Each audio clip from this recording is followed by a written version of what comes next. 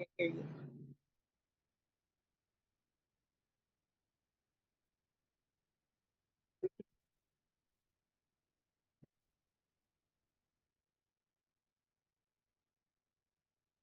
Good day. Hi, my name is Terrence Bankston. I am the Senior Ports and Freights Campaigner for Friends of the Earth, which is a national and international nonprofit. I will get more into what we do at Friends of the Earth and my role after formal introductions of our special guest panelists today. We're going to start off with our environmental justice stakeholders, one from the state of Louisiana and the other from the great state of Georgia. First, we'll start off with Shamil. Hi, everybody. I'm Shamel Levine. I am the Chief Operating Officer for Rise St. James, Louisiana. And if you can bear with me, hopefully I don't lose connectivity. We are bracing for a hurricane, Hurricane Francine. But just to give you a little background on what we do, we were founded in 2018 by my mother, Sharon Levine, who is the 2021 Goldman Environmental Prize winner for the U.S. And we basically founded Rise to stop Formosa Plastics from being built in St. James Parish. At the time, it was going to be a $9.4 billion plant. Now it's at $12 billion. Just to give you some background on Cancer Alley, we are located like in the heart of Cancer Alley. So Cancer Alley is the 85-mile stretch between Baton Rouge and New Orleans. We have very, very high rates of cancer. We also have over 180 petrochemical industries that line the Mississippi River. And so this series or this panel discussion on ports is very important to us because we know that ports play a major role in not only transporting materials up and down the Mississippi River and into the Gulf of Mexico, but also in terms of projecting and basically selling land along the Mississippi River to petrochemical industries that continue to pollute us. And so within the parish of St. James, we have about 12 petrochemical industries within a 10-mile radius. Like I said earlier, we are suffering from high rates of cancer, not only cancer, but asthma and other illnesses that are related to the emissions, whether it be through air or water. And so right now, Rise St. James, Louisiana, we're currently trying to stop 10 proposed projects from taking place in Ascension Parish, St. James, and St. John the Baptist parishes within Cancer Alley. So we have a lot going on. But we find that it's very important for us to be a part of the conversations around ports and making sure that the ports are doing their part to reduce emissions and greenhouse gas emissions that impact climate change and things that are excavated like the natural disasters like hurricanes and tornadoes, also wildfires that are impacting our area severely because of climate change. Thank you, Shima. We appreciate you. We're going to move over to the state of Georgia. Shakina. All right. Greetings, everyone. My name is Shakina Reeves, and I have the opportunity to serve as the Community Outreach Director for the Great Harambe House Citizens for Environmental Justice, under the phenomenal leadership of Dr. Mildred McLean, who is one of the core and godmothers of the environmental justice movement. Here at the Harambe House, we specialize in being a place where our community members could come to have access to resources, tools, information, and education that helps them lift their voices and move towards their goals. Currently, we're working on some initiatives to be better partners with our port here in Savannah. Recently, back in March, we did a convening when we went over to the port to try to advocate to provide a community lens to the EPA's Clean Port Initiative program. At that meeting, we had the opportunity to really rebuild our relationship.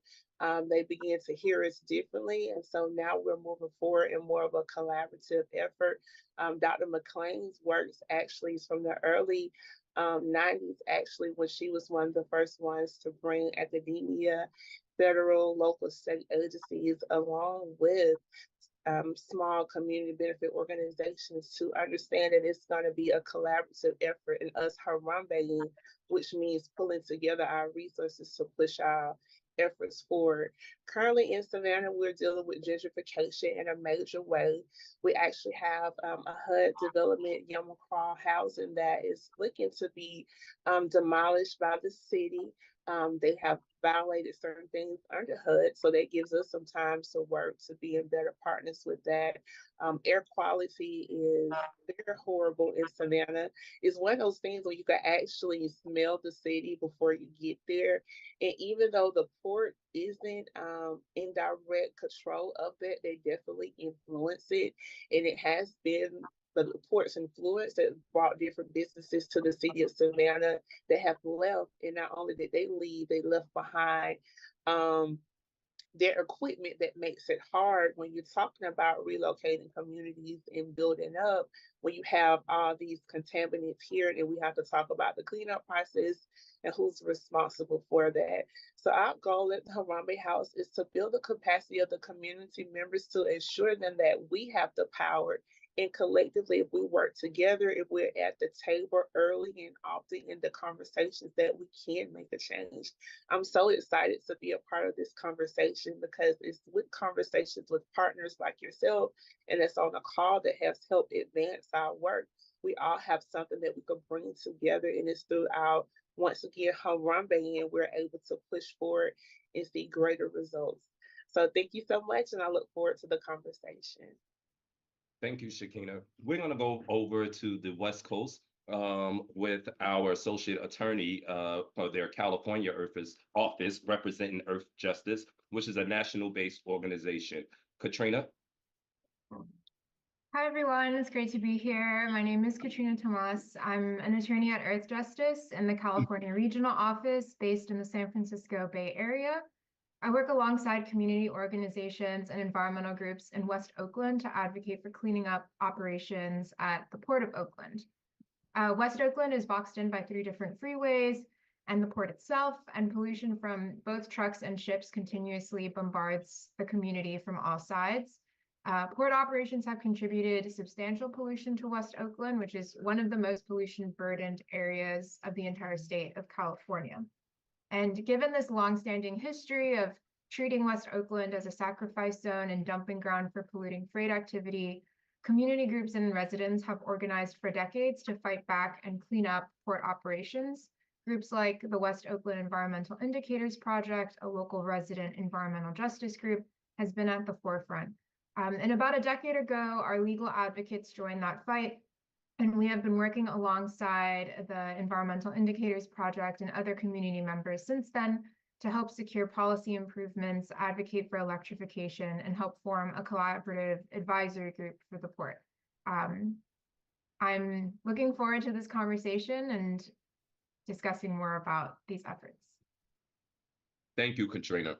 We're going to stay in LA, and representing our ports, well, first port stakeholder, we have the Director of Environmental Planning at the Port of Long Beach, which is, again, in the state of California. Renee.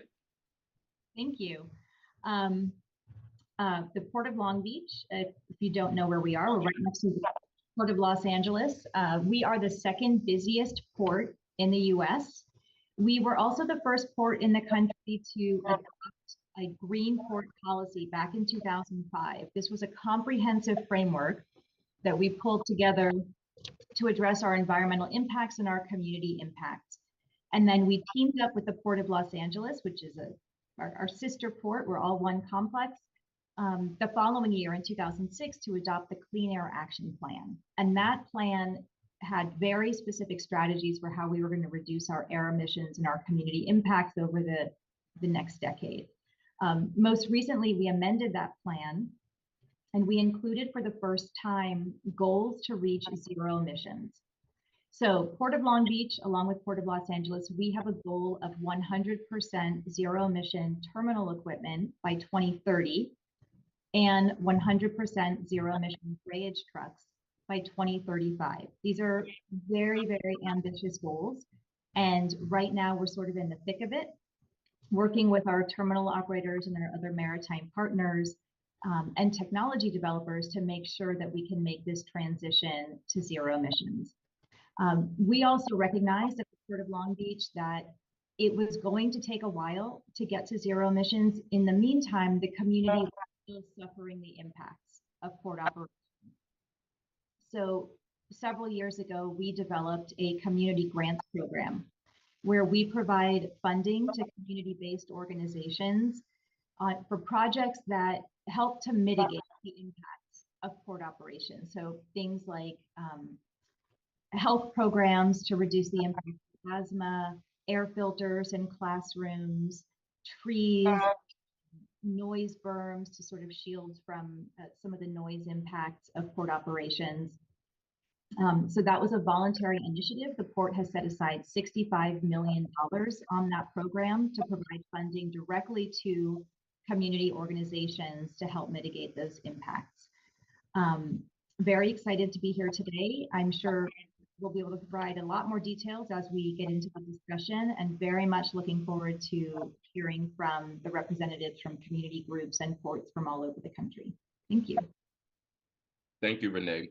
And now we're going to move up to the Northwest region. It's always good to have you on, Steve. Steve is the Senior Manager in Air Quality and Sustainable for Air Quality and Sustainable Practices at the Northwest Seaport Alliance, which is Port of Tacoma and in the state of Washington. Steve.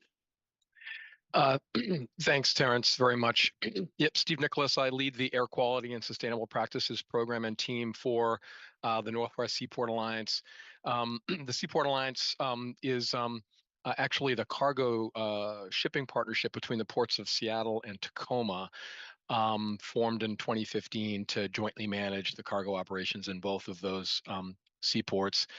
It's very significant from our organization is from an air and climate and environmental justice perspective, because if you look at all of the seaport related emissions in the Seattle Tacoma area, 90% of them are associated with the cargo operations that my organization manages.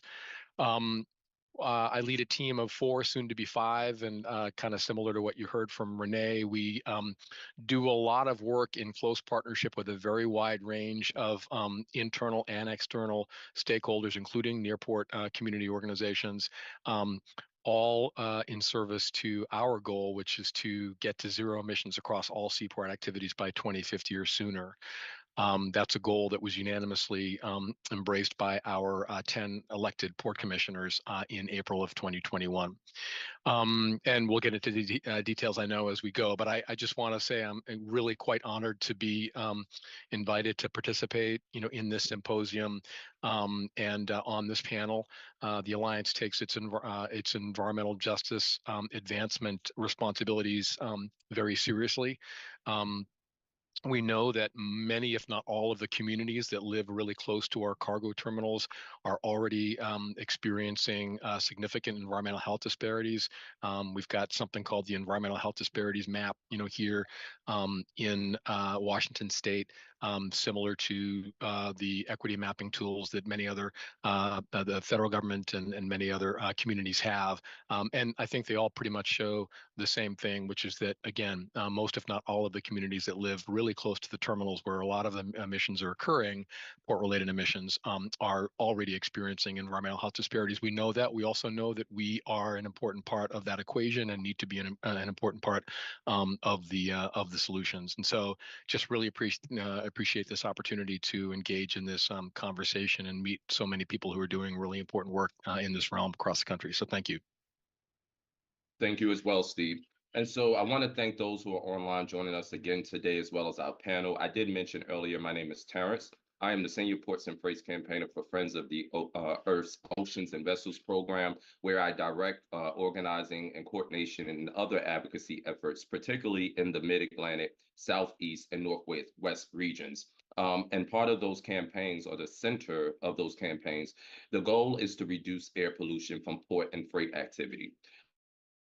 Resources Defense Council and also Clean Water Action. I've also led environmental justice campaigns defeating Amazon and the New York, New Jersey Port Authority, with the state where I'm from.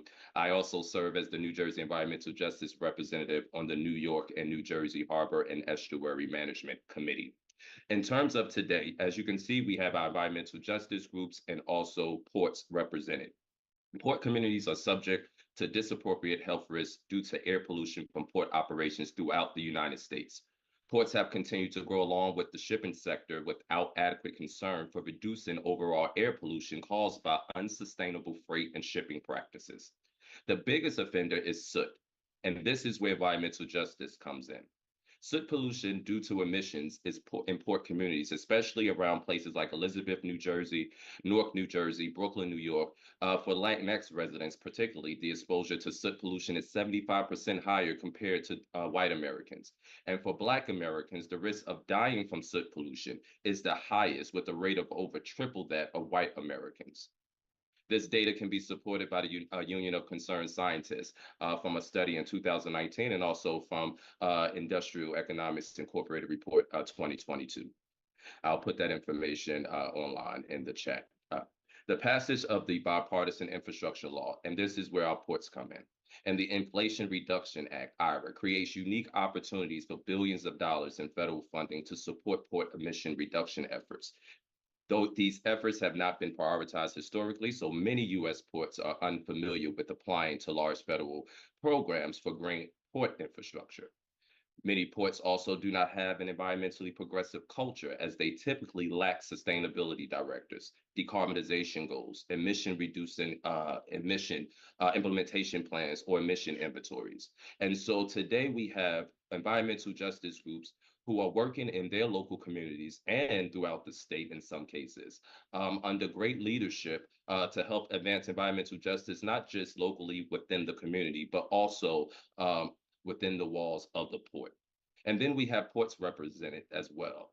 Not ports that I've spoken about today, but ports who represent perhaps the best of what ports should be doing, at least in our country. And so we thank them for their progression and also their engagement on today. With that being said, we're going to move forward with engagement or some insight from our environmental justice team.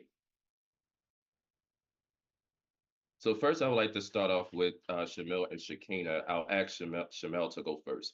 I want you to share in terms of your perspective and your experience as an EJ stakeholder, the health impacts on your community. And I know that you all, the Rise St. James is no longer just representing South Louisiana, but also efforts throughout the state. And so if you would just touch on that a little bit, and again, share some of your experience around health impacts on your community.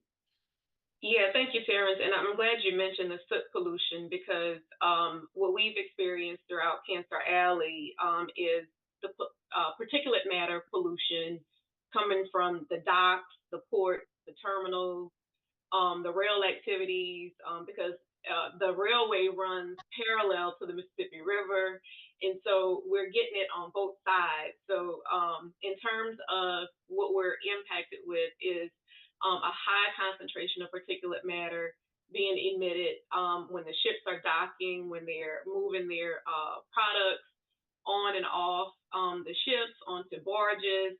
And so that particulate matter is ending up in our lungs, which can be very, very harmful and dangerous to human health. If it's inhaled in the lungs, it can enter into the bloodstream. Our children are really at risk because their bodies, their lungs are still developing. And so besides the lung cancer and the upper respiratory issues, particulate matter has been linked to type 2 diabetes, heart attacks, irregular heartbeat. And a lot of people throughout Cancer Alley have died from cancer. And if my mama was on here, she would say, we are dying. And so we have this double impact where we have the plants that are, we're fence line communities. The plants are located within a mile or two of people's homes. And then we have the river where we're getting that particulate matter that's coming in. And in addition to the lung cancer and the lung upper respiratory issues, it also has a direct impact on reproductive health. And, we have mothers who are giving birth to low birth weight babies, preemies. There are a lot of women who are miscarrying. I myself suffered a miscarriage and also had infertility issues because I was pre-diabetic. And And so we have all of those issues that are happening within our communities that are predominantly Black communities. The phrase I normally use is that we've had white flight throughout Cancer Alley, where we've had what used to be plantation owners, the descendants of those plantation owners who own the majority of the land, sold their land to big industries, and then the Black folks who were are descendants of the enslaved are still left to bear the brunt of this production for plastics and other materials. And so in addition to those other health impacts, we also have an increase of asthma because, you know, if it's getting into your lungs, it's going to generate asthma. And so, you know, people who have asthma are often triggered by the increase of the particulate matter emissions throughout Cancer Alley. And I'm saying Cancer Alley because that's where we're concentrated, but there's also issues in Southwest Louisiana, in Lake Charles, in the Lafayette area. There's issues with liquefied natural gas imports and exports, mainly exports, because we're exporting natural gas to other countries. And so it's had a significant impact on us, and we're continuing to fight. Like I said, we're trying to stop several projects from happening. There's been an influx due to the IRA and other government subsidies that are coming in, and there's an increase of blue ammonia plants that are proposed for the area. And we know with that, that means more traffic in the Mississippi, and there's more, there will be an increase in emissions if those plants are allowed to build along the Mississippi River. And Shekinah, what about you? Can you provide some insight into your community and then the health impacts that you've experienced, not just directly, but also those that you serve? Yeah, so our community, just like Shamir, we have a lot of those same chronic illness. Savannah is noted to have the highest low birth rate out of the state of Georgia, as well as one of the highest low expected life rate out of the state as well. Not only do we deal with the particulate matter, we deal with foul fumes that comes from the industries that are around the port. It's really set up like an industrial hub on top of a community, and it's really sad. We actually have some community members who at sometimes have to sleep in their car because the fumes are too loud in their homes. They're wearing 2 and 3 masks, and if they can't afford a hotel room, they're just sleeping in their cars. Also, these access to these chemicals have also shown where high rates of crime could be attributed to it with the neurological effect that it has on them. And then I myself actually went to visit Savannah on my first visit there, and I got out the car and had to quickly run back to the car because I was just dizzy from the fumes and just not used to being in the community there.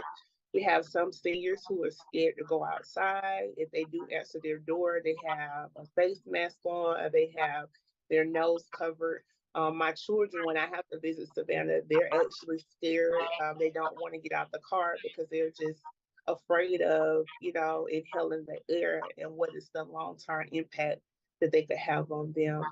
It's really sad to see community members just really not being able to enjoy the essence of life in their community, and they're just daunted with the torment is today gonna be the day that I transition. And then also too, the community has been left so bad from the industry that's left. They don't have access to quality food. We're actually working on an initiative now with another national partner where we're trying to advocate for Dollar General to put in more fresh food when it comes to the frozen food department. A lot of it is high trans fat, full of, you know, processed meats, high levels of salts, artificial colors, and high fructose sugar. So we're working to see if we can get better food in these food deserts. It's just really sad because the city as well plays a role in not wanting to take responsibility. So a lot of times we are here trying to see, well, who do we notify to address these issues because they're so conjoined together. Thank you. I wanted to get some insight, Katrina. I know that you represent an organization and your role is as an associate lawyer, I know you can probably talk about how you help or work with these type of communities. But prior to that, do you mind taking a deeper dive into why it's important for ports to attain zero emissions and use the Port of Oakland as an example? Sure. Yeah. Like both Shamal and Shakina have said, frontline communities bear the burden of these air quality impacts across the country. We see that reflected, and that's definitely the case in West Oakland as well. West Oakland residents experience elevated diesel particulate matter, fine particulate matter, and toxic air contaminants. As a result, West Oakland residents are 99% more likely to have asthma and 96% more likely to be born with low birth weight compared to other people in the state.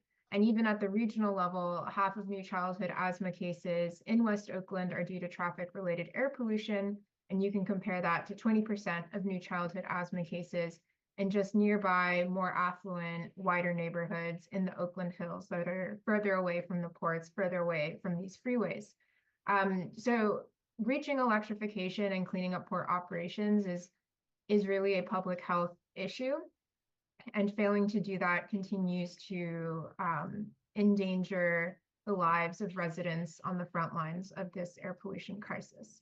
And of course, there are also climate and energy concerns as well. Continuing to rely on fossil fuels will only increase the rapid growth of climate harming effects, both at the regional and national level. And so electrification will help for a number of reasons across the board for communities and national climate goals. Thank you, Katrina.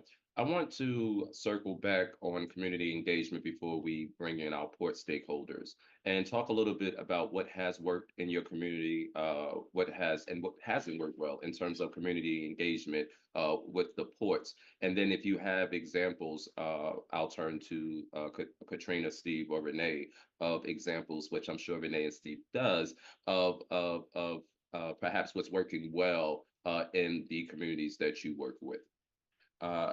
We could start with Shakina this time.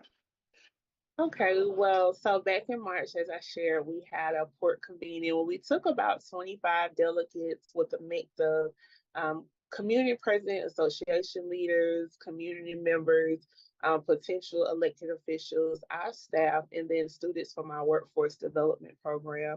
When we went, we wanted to learn more about their intentions about applying for the EPA's Clean Port Program funding. And so at the time, what didn't work was that the port didn't have an open mind to receive, that we wouldn't be receptive to their plan. And so since they weren't then open, that we wasn't receptive to just see a PowerPoint presentation, and we really wanted to have true dialogue, the energy of the room kind of shifted. And so we had to kind of do like a reminder that the government works for us. We don't work for the government. So it was one of those things where I think it needed to happen for them to understand, like, we know that you have a job to do, but it's our community members who are really having to live the everyday burdens of pressure with this. So if they're upset, it's okay for them to be upset. If they want to challenge a practice, it's okay for them to challenge a practice. And you shouldn't discriminate against them because they don't want to go along with your plan as scheduled. And so they didn't also want to be transparent about the process of what they were actually applying for with the EPA Clean Port Initiative program. So that's when I had to escalate it and get our elected officials involved. And also through networks such as FO and Moving Forward Network, I actually had the opportunity to speak with some decision makers at EPA and really lift the voice of how Georgia Port Authority were not good partners when it came to meaningful community engagement. Because there's a difference between corporate social responsibility and you want to do something nice for a community as far as giving them a sign or building a pavilion. But when we talk about meaningful engagement and providing them with tools and resources to make a lasting difference in their life, We're talking about things like air quality monitors. We had some who were asking about workforce development initiatives. And so those were the things that we wanted to talk about. So we had to kind of part ways from sometimes. We did leave the lines of the communication open and we just invited them out to different events that we had. And so this summer we hosted the 10-year Southeast Regional Environmental Justice Strategy for Region 4. And Georgia Port Authority Sustainability Director, she was in the room. And I really appreciated her coming in the room, and I just allowed her to listen and be in peace.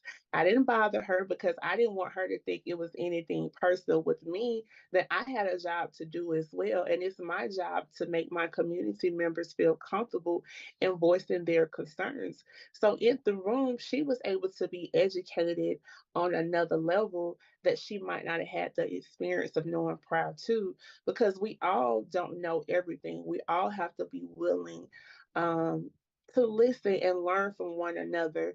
And so within that space, I feel like she really learned from that. And now our relationship is much different. I actually had an opportunity to go into the port on Monday, and I seen that they did have some great things kind of going, but it was just unfortunate that they wasn't willing to, at the time, share that with all the community members. And then once again, only I was invited back in the room. I wasn't allowed to even bring a staff member with me. So I think, it's just baby steps of just building the relationship with collaborative, building that trust, and then just inviting them in the room early on both sides. Now we're strategizing for our emergency response team. Georgia Port Authority was in the room for that conversation. They've even stepped up to say, hey, we could offer a space to allow the group to meet, as well as they have a director who's going to be a part of that task force.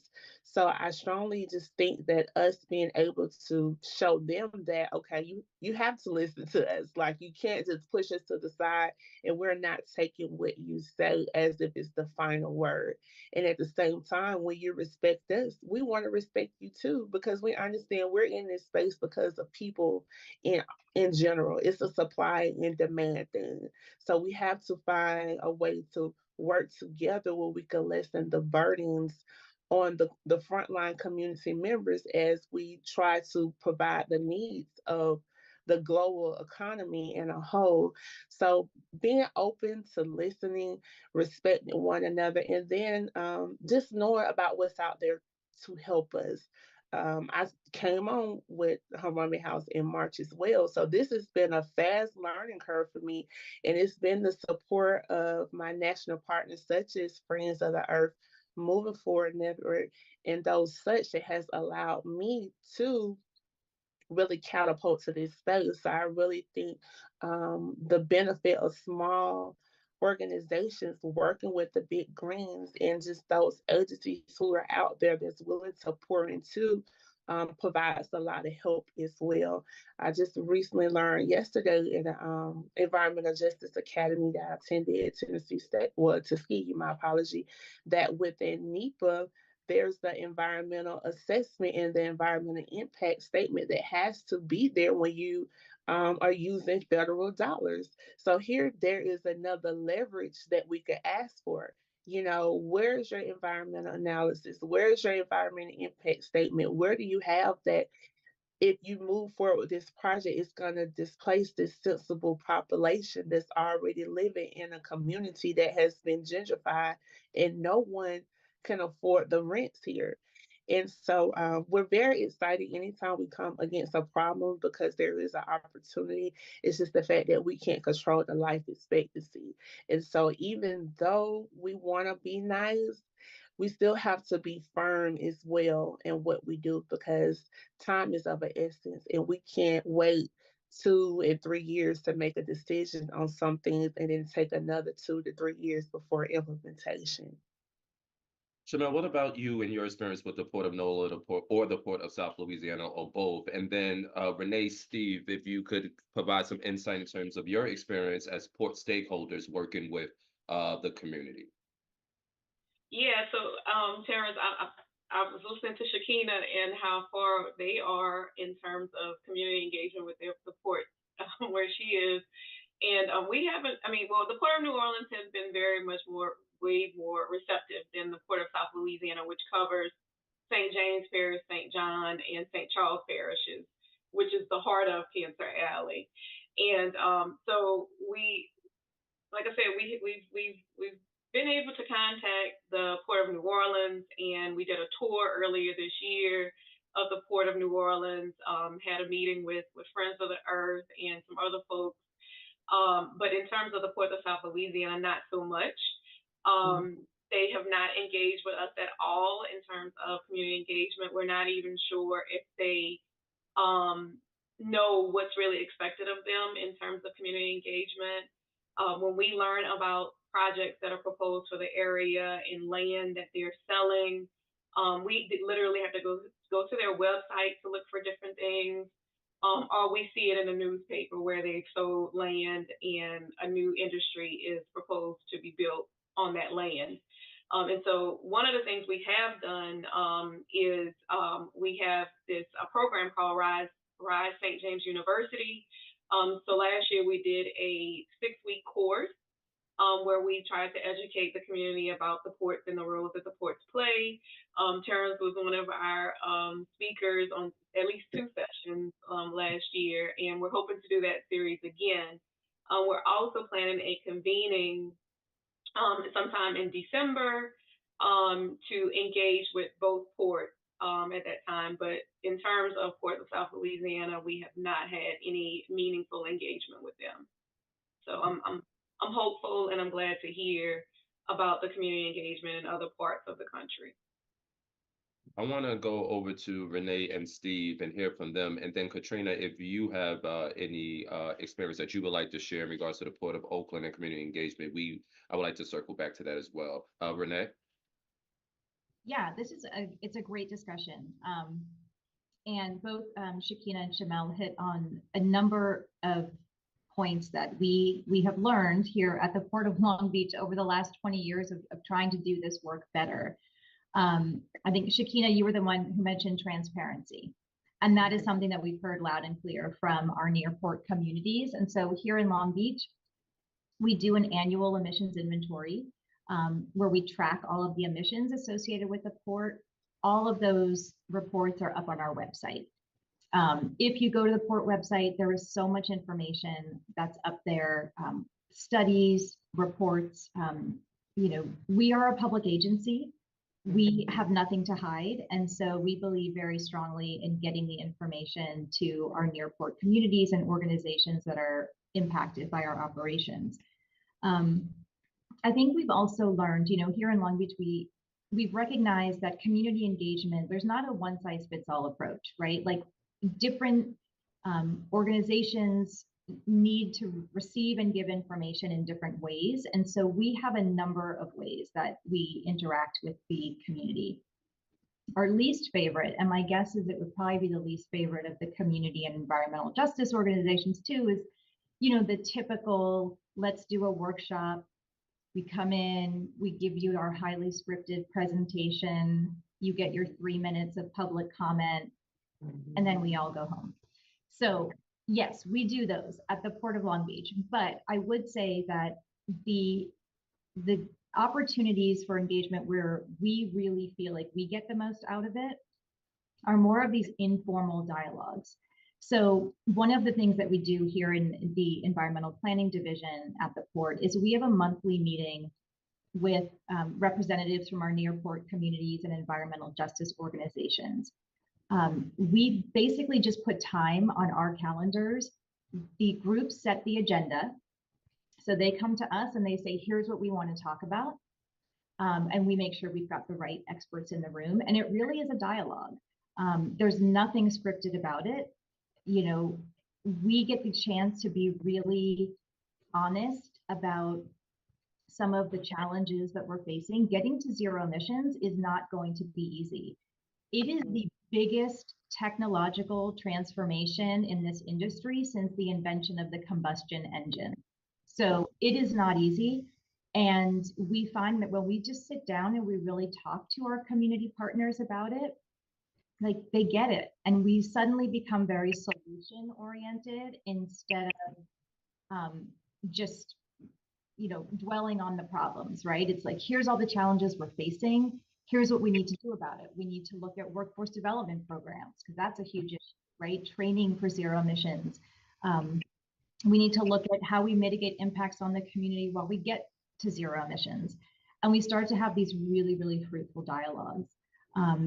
So, we've also tried smaller focus groups and roundtables, and we're really open to trying lots of different ways to reach out to the community. And I think fundamentally what we believe at the port, and I believe this personally, we really all want the same thing. The communities we deal with, they don't want the ports to shut down. They work at the port, right? Like the local economy is driven by the port, but we all want a strong local economy. We want good paying jobs, and we want to do it without the health impacts and the environmental impacts on those same communities. So we sometimes have to kind of reorient ourselves to that and do a little reset and say, this is what we're all working toward. But that is the goal here in Long Beach, and some of the approaches that we've used. Renee, thank you for your leadership in Long Branch, but also particularly in terms of advancing environmental justice, which a part of that is including the community in a meaningful way. I like to say in a transformational way versus a transactional way. Speaking of which, Steve, what about you up there in the state of Washington? Yeah, thanks, Terrence. And I want to first congratulate Shakina and Shamel for the work that they have done to break through some resistance that it sounds like they're getting or have gotten. That resonates with me, and it takes real courage to do that. And congratulations for having that courage and for having the success that you've had. I want to say a couple things that are kind of philosophical but relevant, and then I'll give a couple of specific examples of the situation here in Seattle, Tacoma. My impression, I've been in the sustainability field, for lack of a better term, for quite a long time. If you could see me better, you'd see how much gray hair I have. But I'm new to I'm only 5 years in terms of working for a port, and an observation that I have is the sustainable ports movement is underway globally and in the United States, but I would say it's still kind of in its embryonic stages, certainly compared to, for example, urban sustainability, which is the field that I came from.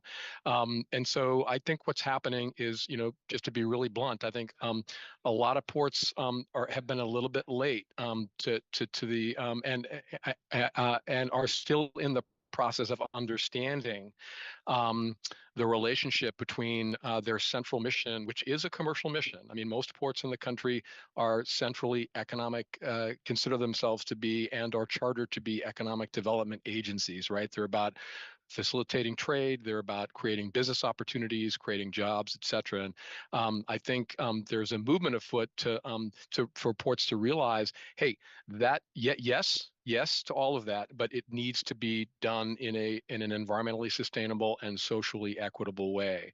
So I think what you see is across the country, ports are all on a continuum. And I do think, and this is going to sound immodest, but I think in Renee and I, you have people who represent a couple ports that are really, on the upper end, let me say, of that continuum for various reasons that we don't have time to get into. But ports are on that continuum, and I love the work that you all are doing because I think the challenge is to how to get your port or ports moving more quickly, along that continuum. And what are the levers for doing that? What are the strategies for doing that? The other thing I'll say that's a little bit philosophical is, I think it's problematic that the ports are in such different places on that continuum. I think that the lack of any kind of a federal or national sustainable ports framework, I'm not talking necessarily about a regulatory program, I don't want to get myself in trouble, but some kind of many other countries have a kind of a national focus on, let's make our ports more sustainable and more resilient and more equitable. And let's do that as a country, because I can tell you that the uneven playing field that we have between the port that I work for and, for example, some of the ports that are being discussed in this panel is problematic for me. It actually makes it more difficult for me to do the work I'm trying to do because ports are all competing for the cargo. Anyway, a couple of more specific examples to what we're doing, similar to what you've heard, from Renee. I mentioned our Northwest Ports Clean Air strategy. That was the strategy that we updated in 2021 in which we embrace the vision of zero emissions across all seaport activities by 2050 or sooner. So that includes everything, all the sources of particulate matter and other pollutants that have been discussed, today, the big ships, the cargo handling equipment, the drayage trucks, the locomotives. We spent about 3 years developing that strategy, and there was a tremendous amount of stakeholder engagement, including near-port communities, NGOs, tribes, et cetera. And so it was quite a long conversation, and often, to Renee's point, not an easy one. But one of the things that we heard loud and clear, probably the loudest and clearest thing we heard, was, you guys are a black box to us. We don't really get what you're doing. It's to the transparency point that both Shamel and Shakina raised. And so we really realized, we've got to get better at that. We've got to find ways to be more transparent. So we've done a number of things. I'll just reel off a couple, all because we had those listening sessions and had that collaborative effort to develop this strategy. So we now have something called the Ports Clean Air Quarterly. So it's a quarterly newsletter that we put out that just gives kind of a regular update on some of the things that we're doing and what the engagement opportunities are for near-port communities and other stakeholders. We also just launched a web portal that's it's called northwestcleanports.org. I can send the link, and it's just a web portal that provides kind of easier, kind of one-stop shopping if somebody wants to understand better what our clean air strategy is and where we are in terms of executing against our milestones and stuff like that. The last example I'll give, because the Clean Ports program came up, and I can't remember if it was Shakina or Shamel or both who talked about the work that they're doing to that they did to work with their ports on that proposal. In our case, and again, in part because we heard that message loud and clear that we needed to be more transparent and we needed to be engaging and partnering more deeply than we were with near-port communities. When we developed our proposal, we developed a kind of a draft of it, and then we just started having meetings with a variety of stakeholders, basically presenting our ideas for what we were going to integrate into that proposal, which ended up for us being a $500 million proposal that we're still waiting to hear on, knock on wood. But we had a number of meetings. We had one-on-one consultations with a number of NGOs and CBOs and other stakeholders. We met a couple times with a new coalition that's formed in our region called the Seattle-Tacoma Clean Shipping Coalition. So, and we heard a lot of really great ideas, a couple of which we actually ended up building into the proposal. For example, Renee mentioned their community grants program. We don't have such a thing yet. I think we need one, so we sought funding to create such a program here in our gateway. So anyway, just a few examples of some of the specific things that we're doing to get better at that. Steve, I like how you make it seem like it's not such a big deal, that you're doing great work. And we know that it's not perfect, but I like to say it's definitely progressive. So again, thank you for taking the time to share and provide some insight and expertise, really, advisement in terms of what other communities, both Port and EJ, can do. Renee, and then Katrina, I want to give you a moment to weigh in. Then I'll transition to a different talking point. I just wanted to add something very quickly, because Steve and I talk with ports all over the country, and I think sometimes there's this impression at ports that community engagement is hard and it's exhausting and they don't want to deal with it. And it's because they do like one annual update on the port, or one big meeting where the community comes out. And that's like the one chance for the community to express what they're feeling and raise some of these issues. And that is exhausting, right? If you've got all your engagement in like one night, that's a lot. It's actually easier to do the ongoing dialogue, right? To be able to pick up the phone and just call your community partners. And, when you do more frequent communication and dialogue, it's easier in the long run and less work for everybody. Yeah, I mean, I really like the idea about the newsletter and also what the Southward Environmental Alliance in Newark, New Jersey recently launched, which was their Port Advisory Council. And that is becoming a common theme, as well as community benefits agreements. But that quarterly engagement, I think, is key. Katrina? Yeah, thanks. So together with several community groups, we helped form the West Oakland Sustainable Port Collaborative, which is a coalition of community groups, environmental organizations, and other advocates that focus on transitioning the port to zero emissions. We saw the value in supercharging our advocacy, so we wanted to bring in a wide range of partners. So our wide collaborative includes both community members and environmental organizations and scientists, but also includes industry partners, allied members of port staff, and allied members of the Board of Commissioners, which is the decision-making body for the Port of Oakland. We have a monthly meeting with port staff to discuss various issues from the community perspective, as well as it creates a great platform to sort of troubleshoot and problem solve around various infrastructure and equipment upgrades. And then we also have monthly meetings with allied members of the Board of Commissioners to discuss various policy positions that we think are important to advocate for. All of our advocacy mostly stems from the work that this collaborative does. And as a result, we were able to successfully push the port to adopt an environmental ordinance that requires its tenants, the shipping and logistics companies operating on the Oakland Harbor, to commit to transitioning their cargo handling equipment to zero emissions or near zero technology. The ordinance requires tenants to produce a written inventory of all cargo handling equipment, which the Port of Oakland hadn't done before this, and also outline through implementation plans how they will convert the cargo handling equipment to zero or near zero emissions. The tenants have now all produced these plans, which has been great for community members to see the raw data of where tenants are interested in going. And it's been really heartening to see that a lot of tenants are actually interested in converting equipment to battery electric technology. This is really great information, we think, not only for community members to know, but also the port when it starts to engage in comprehensive infrastructure planning. There's often this tension between wanting to upgrade infrastructure to accommodate electrification, or should the port also look to other alternative fuel sources like hydrogen or other options, which can sometimes stymie progress in that way if you're splitting up between too many different infrastructure upgrades. But if the interest amongst tenants, which we're seeing on these surveys, is that there's actually a strong interest in battery electric technology, we can move the port away from fossil fuels faster if there's a comprehensive infrastructure plan that prioritizes battery electric technology like shore power and other long-term charging infrastructure there. Some of the frustrations we've seen in our community engagement with the port has been this tension around comprehensive planning. There seems to be a real hesitancy to sort of commit to both interim and long-term goals for when electrification or a transition towards zero or near zero emissions will be achieved.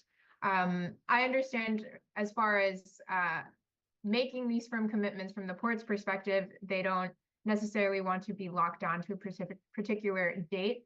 But from the community and from an advocacy perspective, it can be frustrating to push for these goals without having tangible markers by which point things will be transitioned.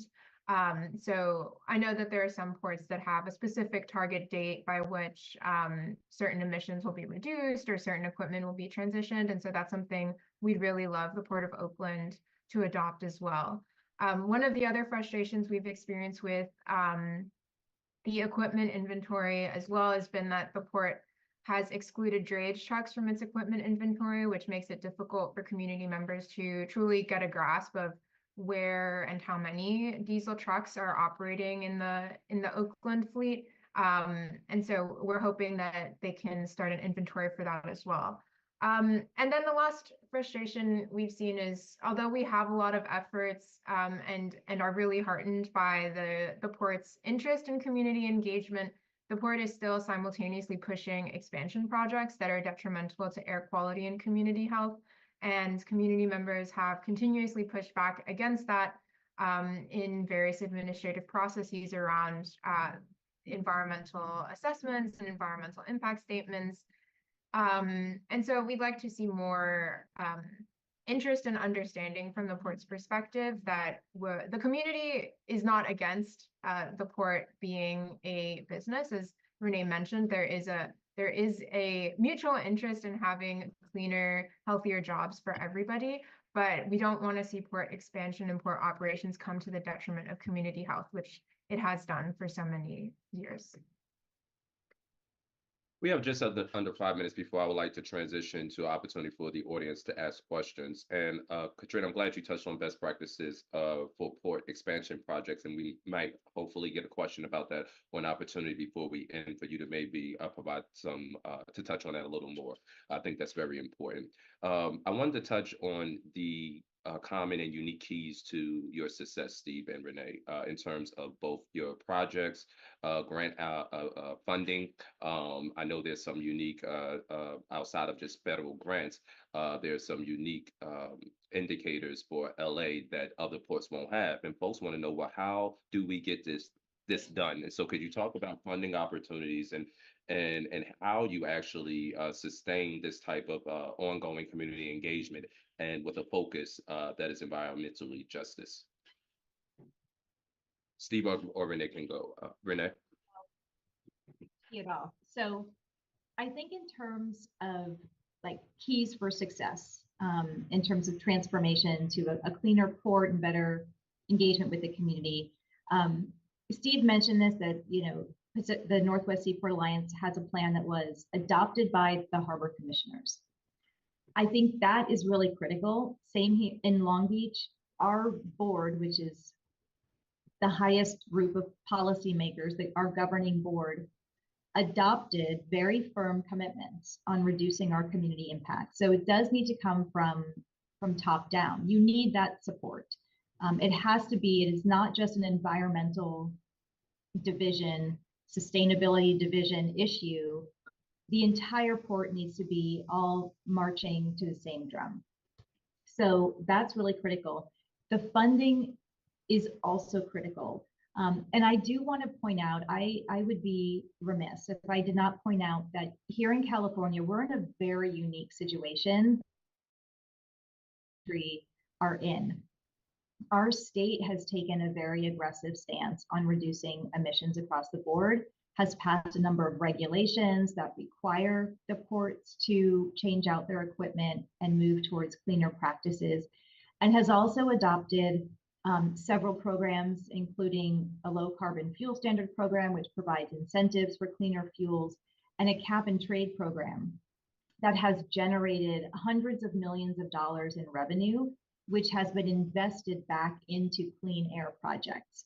So that is really critical. And I think, you know, if there's a message for some of the community representatives and environmental justice groups in this session, it would be, yes, work with your local port authority, but look at ways of partnering to advocate at the state level, the national level, as Steve was saying, and maybe even the international level on, you know, consistent set of standards, tougher regulations, and funding programs to help us make the transition. We have secured at the Port of Long Beach over $550 million over the last 10 years, probably, for cleaner equipment and zero emissions equipment.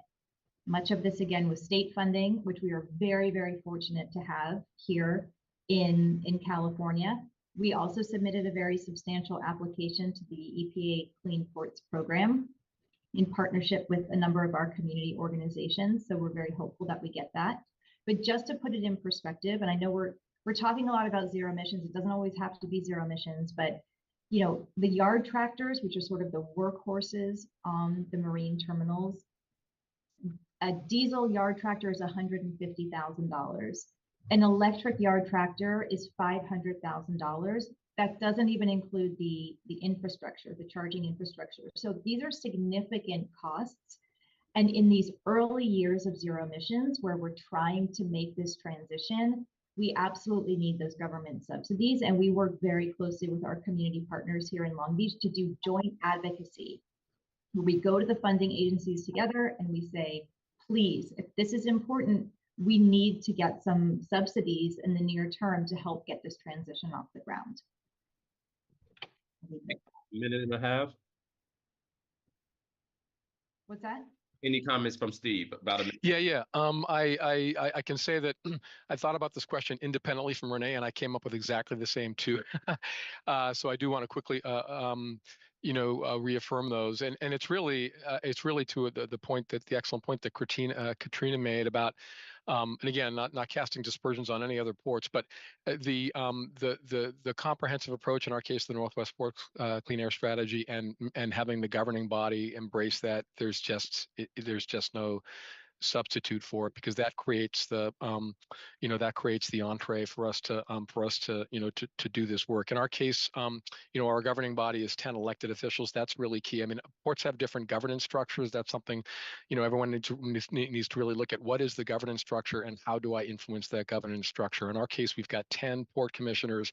5 are elected at large in King County, where Seattle is located. 5 are elected at large in Pierce County, where Tacoma is located, and they govern the organization, and they're accountable to their constituents, and that's super important. But that comprehensive approach and those targets is there's no substitute for it. It's absolutely necessary.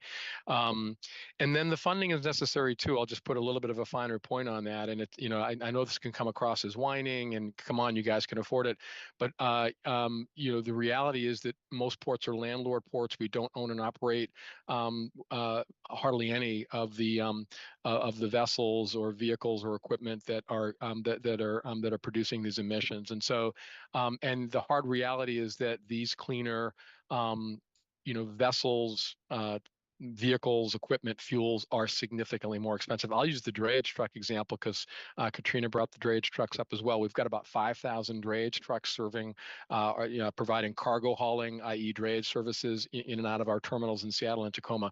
We don't own or operate any of those trucks. Those are all private trucking companies. A lot of them are very small companies, independent owner operators, companies that own 1, 2, 3, 4, 5 trucks. A lot of them are drivers of color, trucking, minority owned businesses that are basically that this is their livelihoods, right? They are purchasing in our gateway a used diesel truck for $30,000 or $40,000 or $50,000. And now we're saying, hey, have we got a deal for you? It's a zero emission battery electric truck. It's $450,000 plus $100,000 for the charger. And by the way, there's no network of maintenance and repair services for you yet in our region. So it's we're going to need significant state and federal funding. To Renee's point, I think about it as a bridge funding. Eventually these technologies will mature, the prices will come down, public policy will change the economics and the price signals, and things will kind of come closer into balance. But that's a ways away, and in the meantime, we need some help to kind of help our operating partners kind of get over the hump and move much more quickly toward these technologies than they'll otherwise be able to. I appreciate that, Steve. We have about 13 minutes for questions, and so I want to check in with the IT team and see if we have any questions in the live chat.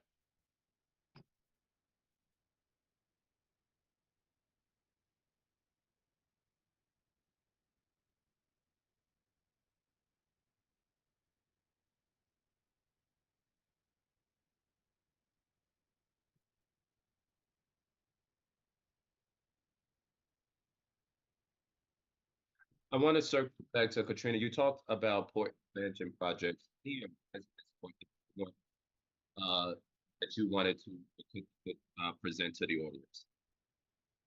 I'm sorry. I think your audio cut out a bit for me. Or I wanted to circle back to your insight and advisement on port expansion projects. Any more that you can elaborate on that topic? Yeah, sure. I think this could potentially tie in with some of the grants partnership work that we've done. Like I mentioned earlier, I think one of the concerns the community members have is some of the expansion projects, particularly the ones that the Port of Oakland are pursuing, are to facilitate increased visits from ultra-large container vessels or megaships, which are about double the size of the ships that the Port of Oakland typically sees. And there would be an increased amount of emissions, not just from the ships themselves, but from the increased number of cargo that then needs to be moved onto trucks. A lot of the drayage trucks servicing the Port of Oakland are diesel trucks and would be moving through the West Oakland community, causing an excised amount of air quality impacts directly to residents living there. And so there's a large concern that any sort of expansion development that would move in that direction that isn't providing significant mitigation measures for those impacts would come at the detriment of public health. Now, on the flip side, we are and have worked directly with the port to support various grant efforts to upgrade infrastructure, expand charging capabilities, and other sorts of equipment upgrades that would be beneficial from an air quality and climate perspective. And something that I wanted to touch on as it relates to grants partnerships is what we've seen from a lot of grants, both at the federal and state level, is that community partnerships and showing direct communication and engagement with community actually makes those applications more attractive to the agencies granting the funds. And so oftentimes we've been receiving requests from the Port of Oakland for letters of support on their various grant proposals. And initially, there were issues in which the port would sort of spring up these requests for letters sort of at the last minute without engaging the community in the development of the grant proposal or really providing any significant information about the grant up until that request came in, which left community members sort of in this uncomfortable position where they felt like they were being used by the port for the sake of getting this grant without actually having any stake in the grant itself. And so we formed this grant partnership with the port in which we meet directly and discuss these grants so that community members can work on the grant proposals themselves and feel like they can be a part of the process. And then the letters become more authentic and can really contribute successfully to the grants that the port is applying for. And we've, I think this came about in part because one of the grants that the port was seeking, they sort of snuck in an expansion project that would be detrimental on the air quality front while also applying for really incredible microgrid upgrades that would be great from an electrification perspective. And so we submitted a letter to the state agency that was having this funding, sort of expressing support for the microgrid proposal, but concern for any sort of expansion project that would be detrimental to air quality.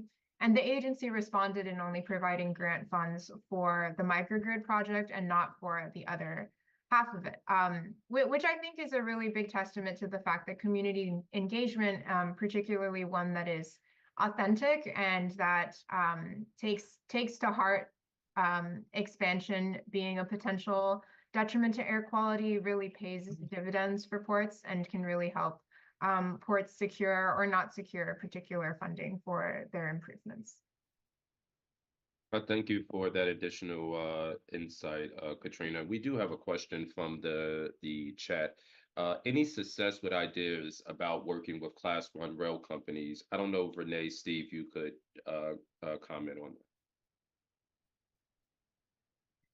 Steve, have you had any success up there working? No, but let me elaborate on that.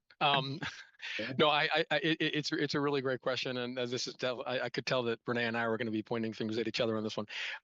That's a really, really tough one, and it's an important one. I'm glad it's come up because actually, if you look at our emissions inventory that we're seeking to phase out by 2050 or sooner, because of all the work we've been doing on the sources that we have quite a bit more control over, like drayage trucks and cargo handling equipment, what we're seeing is that the slice of our emissions inventory that is the locomotives is actually going up. I think it's 20% or more now in our gateway, so it's huge.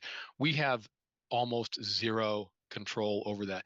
The locomotives that are the so-called switcher locomotives, there's a bunch of those in our cargo gateway that are more locally owned and operated and that just move cargo short distances. But the two big Class 1 railways, Union Pacific and Burlington Northern Santa Fe, are the two that serve our gateway.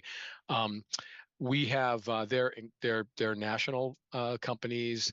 I think there are only 4 of them across the whole. They've got a tremendous amount of power. We have very little influence over those. So in my opinion, that is a really, really important source of emissions, and the approach really needs to be national there. And I don't think, as far as I can tell, there is one. a focus on driving down the emissions from those rail companies. There might be something I'm not aware of, but Renee, what's your experience? No, we have a similar experience.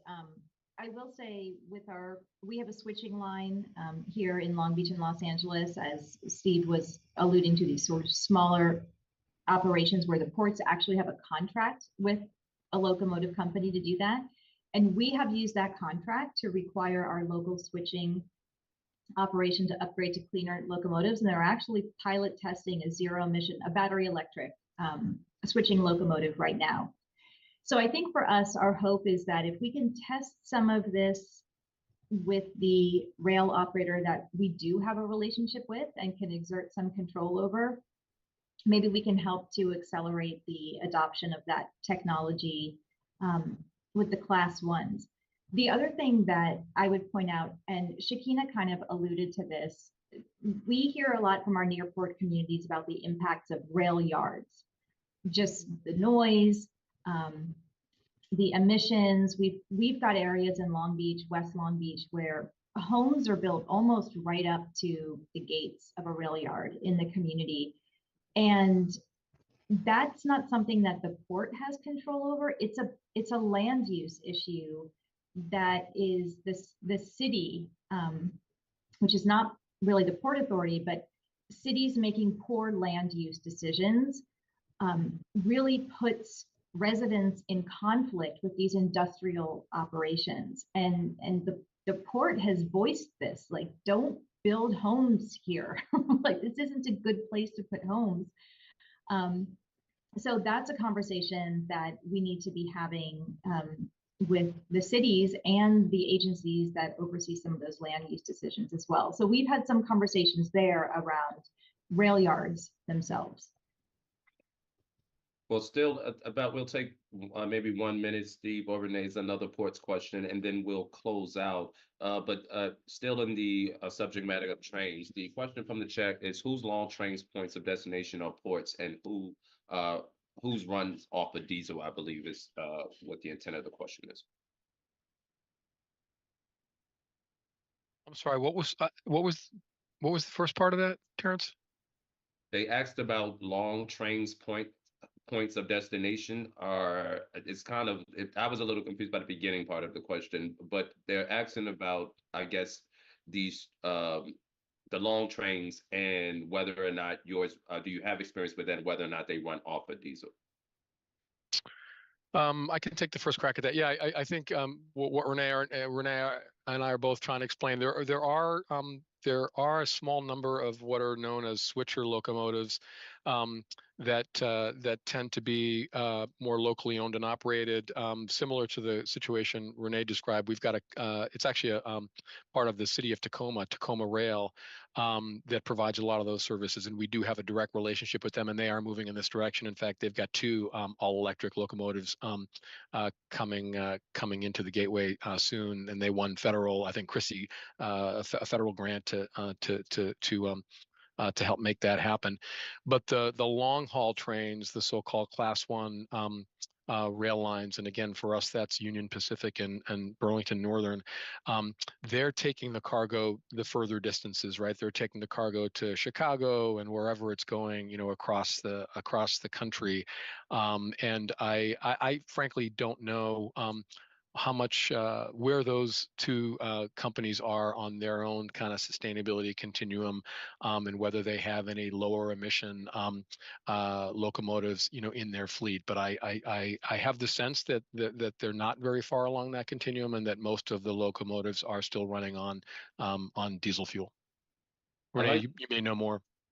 I like the last question. Renee, is it something you wanted to say? And then if you can take lead on the last question, which is what kind of electrification planning is needed, for example, to help achieve GHG air pollution goals? And what advice do you have for other ports pursuing similar goals? And then we'll circle back to our EJ folks for a wrap up. Yeah, I could look at this. I could do this pretty quickly because we're in the throes of this here in Long Beach. As I mentioned, this is a huge technological transformation. Electrification is not an equipment replacement project. We are having to reimagine the way the port operates, and almost rebuild our terminals from scratch. And that is the best way to do this. It requires a lot of engineering analysis. It requires close cooperation with our utilities. Can they even get the power here? That's a huge issue.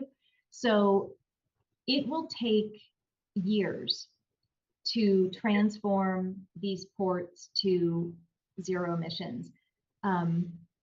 But advice in terms of other ports pursuing similar goals, and we've wrestled with this here in Long Beach, just because it takes a long time doesn't mean we don't start.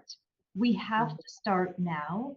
If we don't start now, we're just pushing those impacts out much farther. So that's the advice, is just start the planning now and know there might be changes, but if we don't start now, we're going to be really far behind. Thank you, Renee. And we don't have time to circle back to our panel, but I want to thank all that was able to join today for the 10th Symposium on Environmental Justice and Health Disparities. The thing was the EJ movement, past, present, and future. And we had a extremely experienced a panel here today who shared their expertise and insight and experiences around environmental justice, the goods movement, and port safety, the hidden dangers and sustainable solutions. Until next year, thank you all. Bye.